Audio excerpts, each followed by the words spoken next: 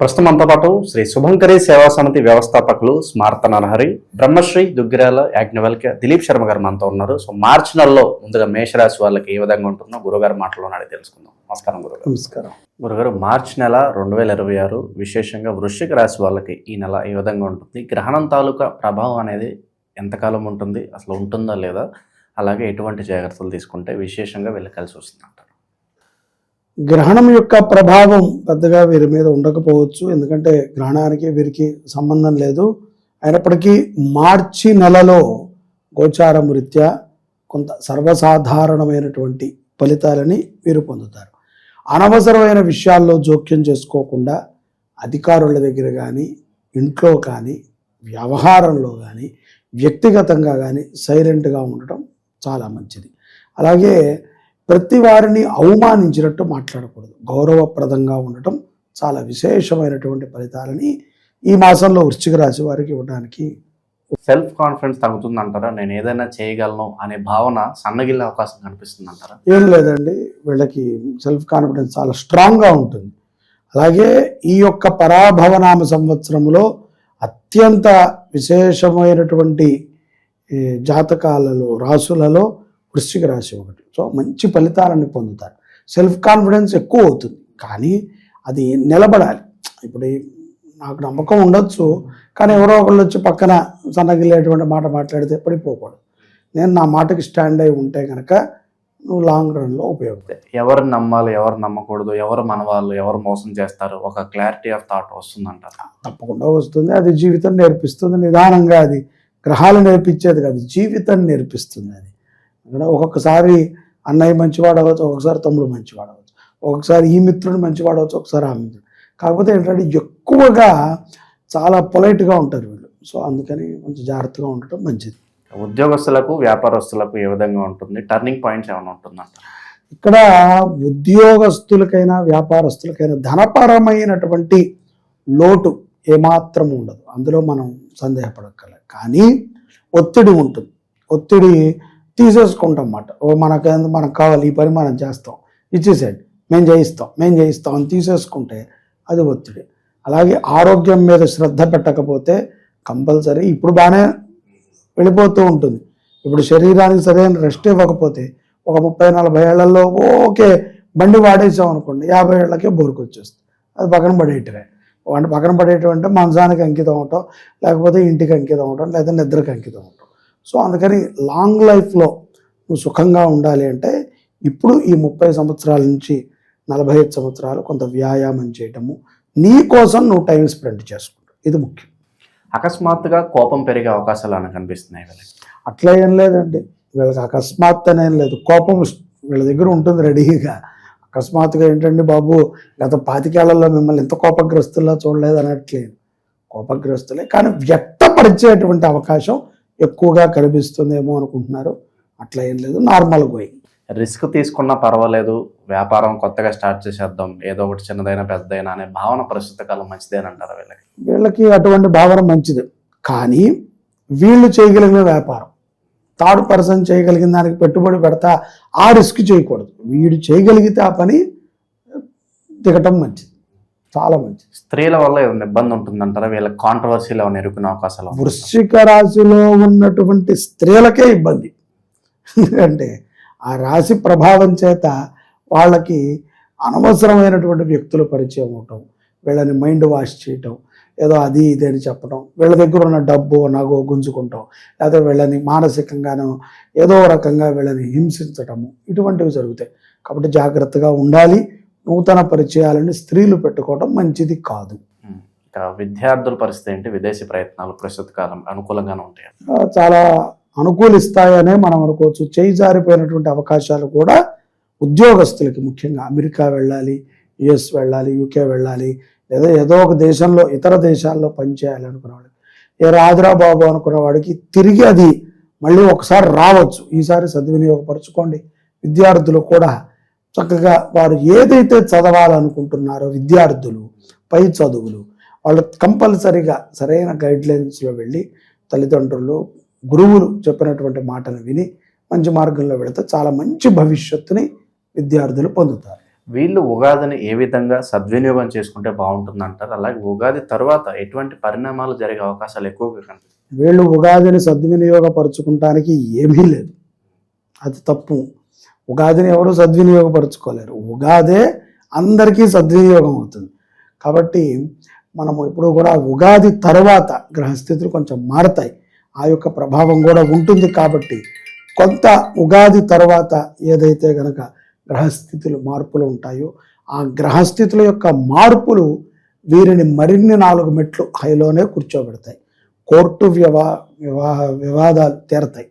అలాగే కుటుంబాల్లో ఉన్నటువంటి డిస్టర్బెన్స్ తొలగి కొంత కలయిక ఏర్పడుతుంది. దృష్టి దోషంలో ఎక్కువ పడతారు. సో కంపల్సరిగా కొంత పెద్ద పెద్ద వ్యాపారాలు చేసేవాళ్ళు కానీ, వ్యవహారాలు నడిపేవాళ్ళు కానీ, లేదు కుటుంబంలో తరచూ సమస్యలు వస్తున్నాయండి, కొంత ఇబ్బందిగా ఉంది అనుకున్నటువంటి వారు కానీ కంపల్సరిగా తప్పనిసరిగా వాళ్ళు స్వజాతకాన్ని చూపించుకొని ఈ ఉగాది అయిన తర్వాత 40 రోజుల లోపల ఆ శాంతులను చేయించుకుంటాం మంచిది. ఇక నవగ్రహ దోషాలతో బాధపడుతున్న వాళ్ళకి మంచి పరిహారం ఏదైనా ఉంటే తెలియచేయండి. అట్లా ఏం లేదండి, ఈ యొక్క వృశ్చిక రాశి వారికి నవగ్రహ దోషాలు అనేవి ఏమి ఉండవు. మామూలుగా గ్రహ దోషాలు అప్పటికప్పుడు ఇన్స్టెంట్గా వచ్చేవి. దీనికి వీరు దుర్గా ఆరాధనని చేయటము, నదీ స్నానము చేయటము, హనుమత్ పూజ, శనివారం పూట హనుమంతునికి అర్చన చేయించడము, సింధూర ధారణ చేయడం మంచిది. గురుగారు, మార్చి 3న వస్తున్న ఈ చంద్రగ్రహణం సాధారణ చంద్రగ్రహణమా, లేదంటే ఇది కాస్త ప్రమాదకరంగా ఉంటుందంటారా? గ్రహణములు ఎప్పుడూ కూడా కొంత ప్రమాదకరంగానే ఉంటాయి. అందులో చంద్రగ్రహణం కూడా చంద్రుడు మనఃకారకుడు కాబట్టి గ్రస్తోదయ చంద్రగ్రహణము మార్చి 3వ తారీఖు మనకి మధ్యాహ్నం 3:20 నుంచి 6:50 వరకు ఉన్నది. భారతదేశంలో దీని యొక్క ప్రభావము ఒక 30 నిమిషాల పైచిలుకే ఉంది. అయినప్పటికీ చంద్రుడు మనకి ఈ యొక్క కాలములో త్వరగానే కనబడుతూ ఉంటాడు. అటు చంద్రుడిని మనం దర్శించుకునే అవకాశం 5 గంటల నుంచే కొన్ని నదీ ప్రాంతాలు, సముద్ర తీరాల్లో అవకాశం ఉంటుంది. కాబట్టి ఇది కొంచెం ప్రమాదకరమైనటువంటిదే. ప్రమాదము అంటే దేశానికి ప్రమాదమా, వ్యక్తికి ప్రమాదమా, వ్యవస్థకి ప్రమాదమా అని అనుకుంటాం కంటే గ్రహణ సమయంలో తీసుకోవాల్సినటువంటి జాగ్రత్తలను తీసుకుంటాం ఉత్తమం. గురుగారు, ఈ గ్రహణం తర్వాత మనిషి యొక్క జీవితాల్లో ఏమైనా అకస్మాత్తుగా మార్పులు ఏమైనా సంభవిస్తాయంటారా? కంపల్సరిగా అండి. సింహరాశి, కర్కాటక రాశి వారికి ఈ యొక్క చంద్రగ్రహణ ప్రభావం తరువాత, ముఖ్యంగా మీనరాశి ఇటువంటి వారికి కూడా, శని ప్రభావ రాశులకి కూడా కొంత ఈ యొక్క గ్రహణ ప్రభావం ఉంటుంది. దీని తర్వాత ఒక 15 రోజులకి ఆర్థికంగా కానీ, మానసికంగా కానీ, ఆరోగ్యంగా కానీ కొన్ని సమస్యలు అయితే ఏర్పడతాయి. ఎవరైతే శాంతి చేసుకోరో, ఎవరైతే దీనిని బిలీవ్ చేయరో, ఎవరైతే తగు జాగ్రత్తలతో ఉండరో అటువంటి వారికి మరింతగా ఉంటాయి. తస్మాత్ జాగ్రత్తగా ఉండాలి. ప్రమాదాలు గోచరిస్తాయి. అజ్ఞానముతో జ్ఞానము పనిచేసినప్పటికీ అజ్ఞానముతో కూడుకుని కొన్ని తప్పులను చేసి చెరసాల పాలయ్యేటువంటి అవకాశాలు కూడా గ్రహణం తర్వాత ఉంటాయి. గురుగారు, గ్రహణ సమయంలో నిద్రపోతే కనుక దోషం వస్తుంది అంటారు, వాస్తవాలు ఏంటంటారు? గ్రహణ సమయంలో నిద్రించుట అనేటువంటిది మహాపాతకం. అది ఎటువంటి గ్రహణమైనా సరే. అంటే పాతకం అని ఎందుకు అంటాము అంటే కనుక, నీకు ఒకవేళ అంటే ఇప్పుడు రేపు వచ్చింది పుబ్బా నక్షత్రంలో మనకు గ్రహణం వచ్చింది. సింహరాశి వారు, కర్కాటక రాశి వారు ఆ సమయంలో నిద్రించకూడదు. మిగతా రాశి వాళ్ళు, లేకపోతే పేషెంట్లు, వృద్ధులు, బాలబాలికలు, లేకపోతే గర్భిణీ స్త్రీలు, వీళ్ళు విశ్రమించడం మంచిది. కదలికలు ఉండకూడదు. అందుకనే పూర్వం నుంచి ఏం చెప్తారంటే, గ్రహణం సమయంలో రోడ్లు బయట పెడితే రోకలి మన కర్ర అది అలాగే గ్రహణం అయ్యేంత వరకు ఉంటుంది, అయ్యాక పడిపోతూ ఉంటుంది అని చూపిస్తూ ఉంటారు. ఎందుకంటే ఇక్కడ కొన్ని సెన్స్ ఏదైతే ఆకాశంలో ఉండేటువంటి కొన్ని గ్రహ సంచారాలు ఉంటాయి, ఇవి ఒక చెడు వాతావరణాన్ని ప్రలోభ పెడుతుంటాయి. ఇటువంటి అప్పుడు ఏదైతే నక్షత్రంలో అది ఉద్భవించిందో అది సంచరిస్తున్నప్పుడు వాళ్ళందరినీ పట్టుకుంటుంది. కాబట్టి ఒక దగ్గర కూర్చుని దైవారాధన చేయటము. ఎక్కువగా చాలామంది ఇంట్లోనే ఉంటారు, కదలరు. అలా అని చెప్పి కదలరు కదా, ఫోన్లో ఏవి పడితే చూసుకుందామని మనం అనుకోకుండా దైవనామస్మరణ చేయటం మంచిది. గురుగారు, గ్రహణ సమయంలో మనం మొబైల్ ఫోన్స్ వాడొచ్చా, లేదంటే పూర్తిగా ఈ ఫోన్ వాడకం అనేది ఆపేస్తేనే బెటర్ అంటారు ఈ గ్రహణ సమయంలో? యథార్థంగా చెప్పాలంటే ఎప్పుడూ ఫోన్ వాడటం మంచిది కాదు. ఆ యొక్క రేడియేషన్స్ ఏవైతే ఉంటాయో అవి కొంత ప్రమాదకరం. గ్రహణ సమయంలో ముఖ్యంగా గర్భిణీ స్త్రీలు, ఆటిజం పిల్లలు, పసిపిల్లలకి ఫోన్లు దూరంగా పెట్టడం ఉత్తమం. గురుగారు, ప్రత్యేకంగా ఈ గ్రహణ సమయాల్లో గర్భిణీ స్త్రీలని ఎందుకు అంత జాగ్రత్తగా ఉండమని చెప్తారంటారు? ఈ యొక్క పిండము లోపల తయారైన తర్వాత పిండ సంచారం జరుగుతూ ఉంటుంది. ఈ మనిషి కదిలినప్పుడల్లా పిండ సంచారం కదులుతుంది. ఈ యొక్క కదలిక వల్ల ఈ యొక్క సూర్యగ్రహణము, చంద్రగ్రహణము, ఈ కిరణము ఆ వ్యక్తి మీద పడటం చేత లోపల ఉన్నటువంటి పిండములు వాటిని తొందరగా గ్రహిస్తాయి. అవి గ్రహించినప్పుడు నొప్పులు రావటం, సంతతి కలగటం జరుగుతుంది. అలా గ్రహణములో పుట్టినటువంటి పిల్లలు చైతన్యముగా ఉండరు. వాళ్ళకి బుద్ధి వంకర, అలాగే మాట వంకర, లేకపోతే కాలు చేతి వంకర, అదేదో ఒక కొంత డెఫిషియన్స్తో పుడతారు అనేటువంటి ఒక భావన మనందరికీ తెలుసు. అలా కాకుండా గ్రహణ సమయంలో తల్లి, ఏ తల్లి అయితే గర్భాన్ని దాల్చి ఉందో ఆ తల్లి విష్ణు స్మరణ కానీ, విష్ణు సహస్రనామం కానీ, లలితా సహస్రనామం కానీ, శివస్తోత్రాలని పఠించటము ఉత్తమం. అప్పుడు ఎక్కువగా నీరుని తాగటం తప్ప ఘనమైన పదార్థాలను కూడా తినకూడదు. అవి ఏవైతే తింటాయో గ్రహణ సమయంలో అవన్నీ కూడా కీడును వాటిల్లుతాయి. అందుకని గర్భిణీ స్త్రీలు జాగ్రత్తగా ఉండాలి అని చెప్తూ ఉంటారు. గురుగారు, ఈ గ్రహణ సమయం ప్రత్యేకంగా ఆర్థిక లావాదేవీల మీద ఎటువంటి ప్రభావం చూపిస్తుంది అంటారు? ఏమన్నా మార్పులు చేర్పులు ఉంటాయంటారు? పెద్దగా ఆర్థికము అనేది ఖర్చులకు సంబంధించిన వ్యవహారము. ఎక్కువగా డబ్బు విషయాన్ని గురించి మాట్లాడటము, చాలామంది ట్రాన్సాక్షన్స్ చేయటము, ముఖ్యమైనటువంటి ట్రాన్సాక్షన్స్. ఇవాళ ఏదో ఒక పని అనుకున్నాం మంగళవారం అని. ఇంకా ఏంట్రా అంటే మంగళవారం మనకి గ్రహణము మనకి భారతదేశంలో ప్రారంభమయ్యే సమయం మధ్యాహ్నం 3:20, 3 గంటల నుంచి 4:30 వరకు కూడా మనకి రాహుకాలం అంటారు. రాహుకాలములో చంద్రుడికి కేతుగ్రస్తమైనటువంటి ఈ యొక్క చంద్రగ్రహణం. కాబట్టి చాలా జాగ్రత్తగా ఉండటం మంచిది. ఆ డబ్బులని ఎక్కువ ఖర్చు పెట్టకుండా జాగ్రత్తగా ఉంటే దీర్ఘకాలికంగా డబ్బుని కాపాడుకునే వాళ్ళు అవుతారు. గురుగారు, గ్రహణ సమయంలో ఇంట్లో దీపం వెలిగిస్తే గనక గ్రహ దోషం అనేది తగ్గుతుందంటారు? గ్రహణ సమయంలో కంపల్సరిగా ఇంట్లో దీపారాధన చేయాలని మేము చాలామందికి చెప్తూ ఉంటాం. గ్రహణ సమయంలో ఏ బట్టలతో అయితే ఉంటారో పుబ్బా నక్షత్ర జాతకులు కానీ, కర్కాటక రాశి, సింహరాశి జాతకులు అదే బట్టలతో స్నానం చేయాలి. తల స్నానం చేసి ఈ బట్టలను జాగ్రత్తగా పిండి ఆరేసుకుని మంచి బట్టలని కట్టుకుని చక్కగా శరీరం అంతా తుడుచుకున్నాక మంచి బట్టలు కట్టుకుని ఆవు నెత్తితో దీపారాధన చేయండి. దానికి ముందు నువ్వుల నూనెతో కానీ, ఆవాల నూనెతో కానీ దీపారాధన చేసుకుంటాం, చాలా మంచిది. గ్రహణ సమయంలో గురుగారు, ఈ తులసి ఆకులను ఆహారంలో ఎందుకు వేస్తారు? ప్రత్యేక కారణాలు ఏమైనా ఉన్నాయా?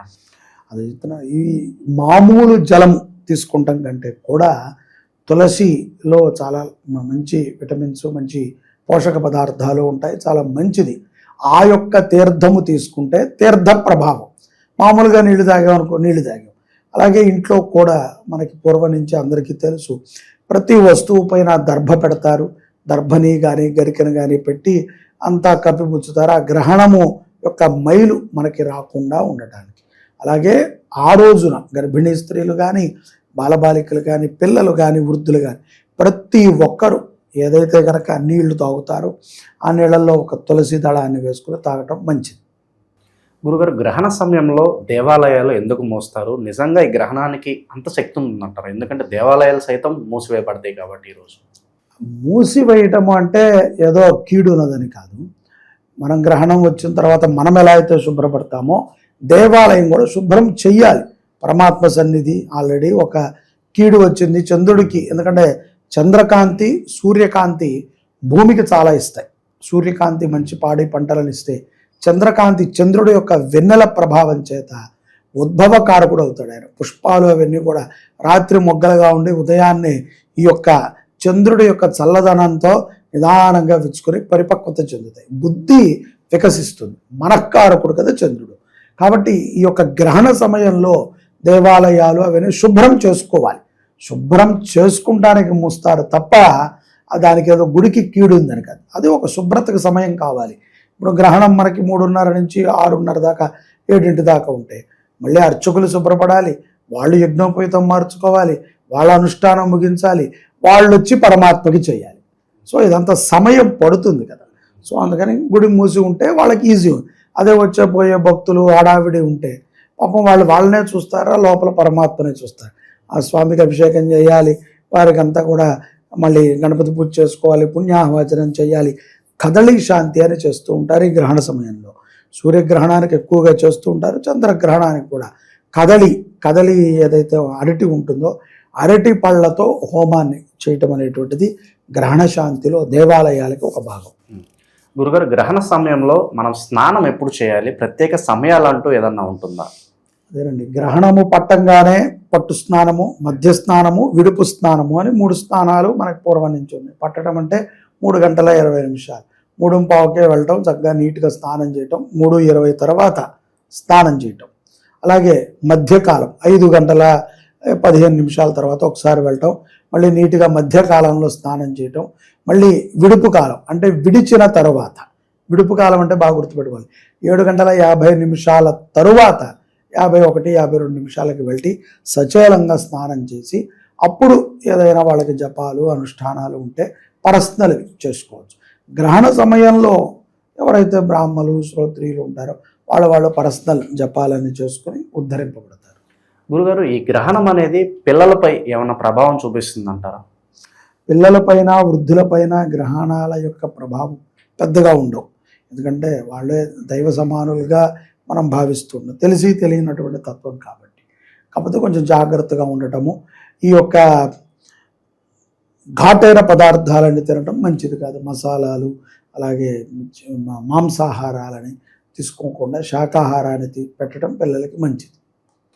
గురుగారు, ఈ చంద్రగ్రహణం ఏ రాశుల వాళ్ళకి కొన్ని కఠినమైన పరిస్థితులు తీసుకురాబోతుంది సార్?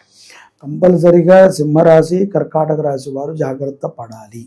ఉబ్బా నక్షత్రంలో గ్రహణం ఉన్నది కాబట్టి ఈ 2 రాశుల వారు జాగ్రత్త పడాలి. అలాగే జపాలని చంద్రుడికి, కేతువుకి, ఉబ్బా నక్షత్రానికి జపం చేయించుకుంటాం, రుద్రాభిషేకం చేయించుకుంటాం ఉత్తమం.